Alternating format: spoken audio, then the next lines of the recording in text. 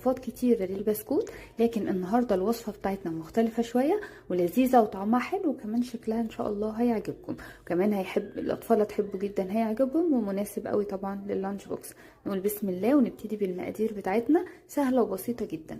ممكن انا يعني عامله مضاعفه الكميه، ممكن انتوا تعملوا نص الكميه اللي انا هقول لكم عليها. انا عملت بيضتين، ضفتهم على نص كوبايه من السكر البودره وفانيليا، وقلبت بقى قلبتهم كويس جدا مع بعض، وضفت كمان عليهم نص كوبايه من الزيت، وقلبت المكونات كويس جدا.